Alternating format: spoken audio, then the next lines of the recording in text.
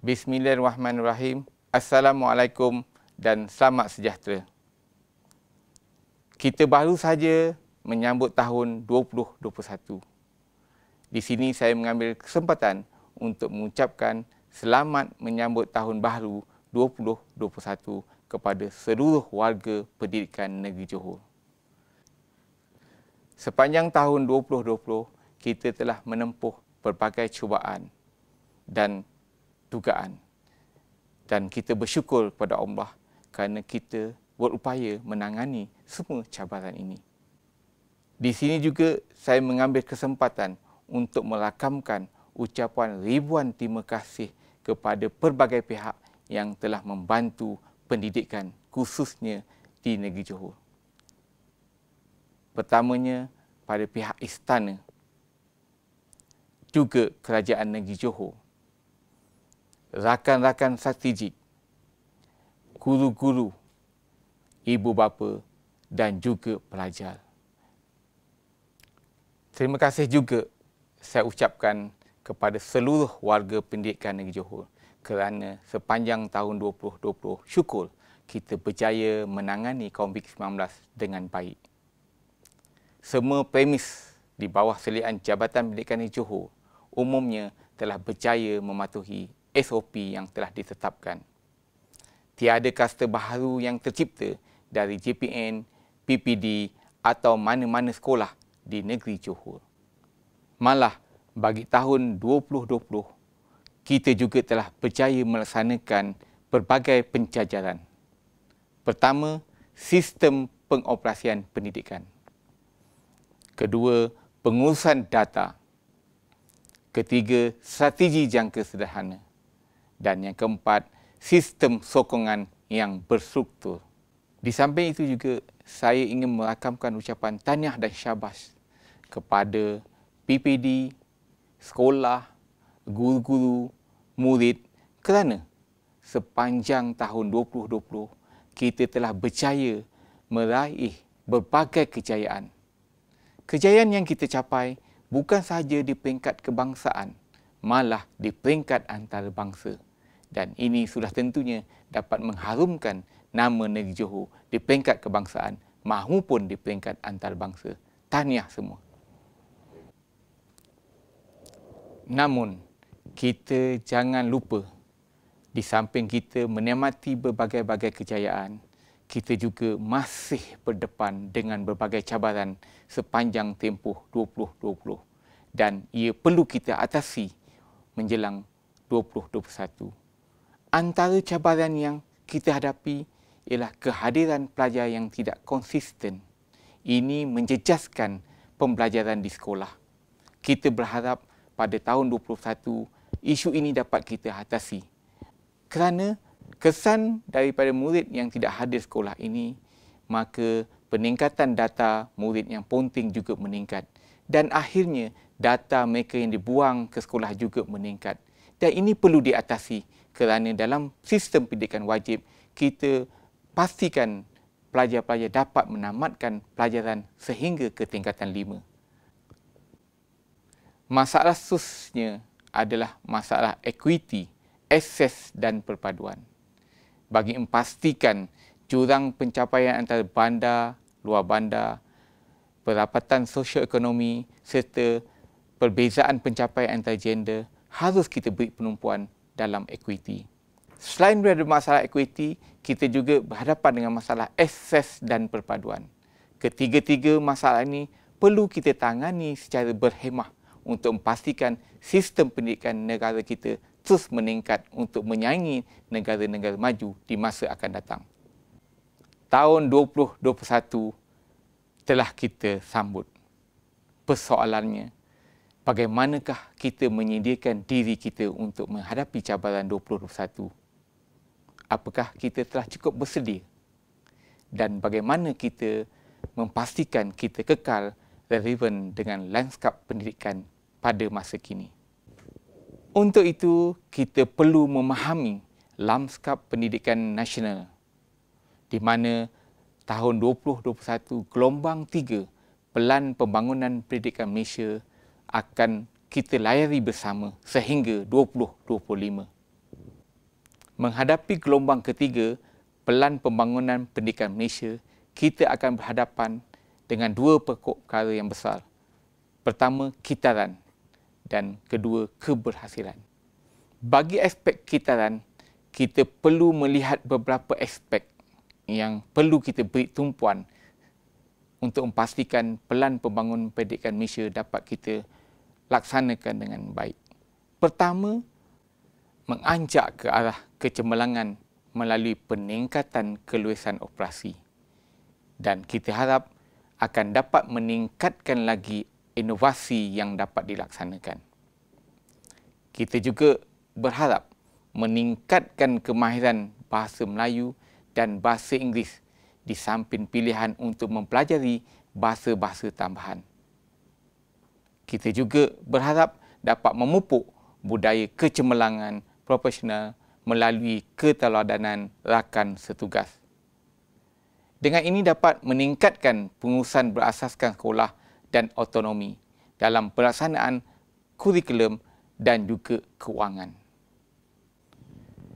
Dalam gelombang ketiga Pelan Pembangunan Pendidikan Malaysia, kita juga telah menetapkan keberhasilan yang perlu kita capai. Pertamanya, merapatkan jurang pencapaian bandar luar bandar, sosial ekonomi dan gender, meningkatkan enrolment dan meningkatkan kedudukan 1/3 atas dengan kayu ukurnya keputusan PISA dan TIP. Selain itu, kita juga perlu memahami gerak kerja pendidikan negeri Johor dengan merujuk kepada pendidikan holistik 2.0 dan perancangan strategi Jabatan Pendidikan Johor 2021-2025. Dalam pendidikan holistik 2.0, prinsip kerja pendidikan Johor ialah iDRON yang perlu kita fahami bersama dan kita hayati bersama. Melalui konsep iDRON, kita mempunyai 5 anjakan utama. 2 matlamat akhir yang pastinya kita perlu fahami, iaitu untuk memastikan sekolah berkualiti dan kemenjadian murid. Dan kita mempunyai 12 inisiatif utama yang berteraskan nilai dan spiritual. Sebagaimana yang telah saya katakan tadi, prinsip kerja pendidikan Johor ialah iDRON. Kita memberi kebebasan untuk tuan-tuan mentafsirkan I itu apa. Tuan-tuan boleh mentafsirkan I itu intelligent. Tuan-tuan boleh mentafsirkan I itu intellectual. Tuan-tuan boleh mentafsirkan I itu idea. Kita memberi kebebasan untuk tuan-tuan mentafsirkan I itu supaya ada keluasan untuk tuan memacu organisasi di peringkat sekolah khususnya dan di peringkat daerah. Apa yang penting ialah kita mencapai 2 matlamat akhir kita, iaitu sekolah berkualiti dan kemenjadian murid. Melalui 12 inisiatif utama, saya ingin mengajak rakan-rakan untuk memastikan penerapan budaya nilai dan spiritual dapat dilaksanakan dalam setiap gerak kerja kita. Perancangan Strategi Jabatan Johor 2021-2025 berteraskan 4 mandat utama. Pertamanya, falsafah pendidik kebangsaan. Kedua, gelombang ketiga Pelan Pembangunan Pendidikan Malaysia. Ketiga, Akta Pendidikan 1996. Dan keempat, Pendidikan Holistik 2.0. Pelan Strategi Jabatan juga memberi tumpuan kepada anjakan utama, iaitu pertama, perubahan minda. Kedua, hala tuju dikongsi bersama. Ketiga, pelan sokongan berstruktur. Dan keempat, pendekatan terbeza. Di sini saya berharap semua rakan-rakan pendidikan memahami pelan perancangan pendidikan kita untuk kita kongsikan idea serta gerak kerja untuk memastikan 2 keberhasilan yang kita tetapkan akan dapat kita capai, iaitu sekolah berkualiti dan kemenjadian murid. Bagi memastikan matlamat strategi dapat kita capai, kita mempunyai 12 strategi utama. Saya menyeru semua rakan-rakan pendidikan memahaminya dan ingatlah, nadi utama transformasi bermula di bilik darjah. Untuk tahun 2021, kita akan menghadapi berbagai-bagai cabaran kerana COVID-19 belum berakhir. Kita perlu meneruskan kehidupan dengan kebiasaan baru. Kita perlu juga memastikan PDPR dapat dilaksanakan. Oleh itu, kita perlu melihat faktor akses, proses intervensi serta outcome. Kita juga akan berhadapan dengan isu pentafsiran yang belum ada kepastian untuk tahun 2021 ini. Selain itu juga, kita menghadapi gangguan dari aspek momentum, motivasi, skill dan knowledge. Sebagai contoh, motivasi pelajar agak terganggu dengan keadaan sekolah yang telah ditutup, dibuka dan ditutup semula serta melalui proses pembelajaran HBL yang mungkin pelajar, guru, ibu bapa tidak bersedia untuk menghadapi suasana dan keadaan ini. Selain itu juga, kita menghadapi cabaran defisit pembelajaran yang ketara kerana pelajar-pelajar berada di rumah lebih 7 bulan. Walaupun kita mengenakan dasar pembelajaran online, tetapi wujud berbagai-bagai isu dalam pelaksanaan pembelajaran online ini. Dan ini cabaran perlu kita hadapi pada tahun 2021. Selain itu, masalah delivery system juga satu cabaran yang perlu kita tangani bersama. Ini memerlukan peningkatan attitude, skill, integriti dan accountability semua peringkat, sama ada guru, ibu bapa, pelajar, pemimpin di peringkat jabatan PPD serta sekolah. Kita juga sudah pasti akan menghadapi cabaran daripada stakeholder kita iaitu ibu bapa berkaitan dengan ekspektasi mereka terhadap kejayaan anak-anak mereka di sekolah. Oleh itu, guru-guru kena memastikan walau apapun keadaan, pelajar-pelajar dapat belajar sebagaimana yang diharapkan oleh ibu bapa, terusnya mencapai apa yang dicita-citakan oleh mereka. Rakan-rakan semua, ingin saya lontarkan persoalan di sini. Bagaimanakah kita menyesuaikan diri dalam persekitaran semasa untuk tempoh 2021? Sebagai pemimpin yang bersedia menghadapi berbagai cabaran, sudah pastinya untuk tempoh tahun 2021, kita pasti membolehkan diri kita untuk menguruskan serta mengurangkan risiko dalam pengurusan kita sehari-hari. Bagi menguruskan risiko, saya menyeru rakan-rakan pemimpin mengadaptasi WOCA dengan cara yang berbeza. Sebagaimana yang kita ketahui, we adalah merujuk kepada validity atau perubahan dengan pantas, dan sesuai dengan perubahan kini, kita mesti menjadikan we itu sebagai vision.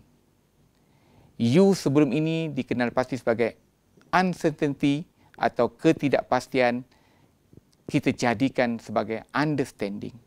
Sementara C yang kita kenali sebagai complexity atau rencam, kita tukar kepada clarity, dan ambiguity atau samar kita jadikan sebagai equality. Ini satu cabaran untuk kita menguruskan perubahan yang sedang kita hadapi ini. Saya percaya dengan pemahaman kepada WOCA ini, kita dapat menguruskan organisasi kita secara lebih berkesan dengan cabaran COVID-19 yang sedang kita hadapi pada masa kini.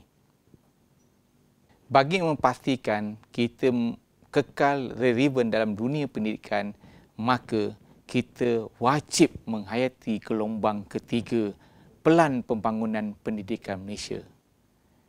Oleh itu, aspek-aspek keluasan, inovasi, kualiti dan kesanggupan belajar dari rakan setugas perlu kita hayati.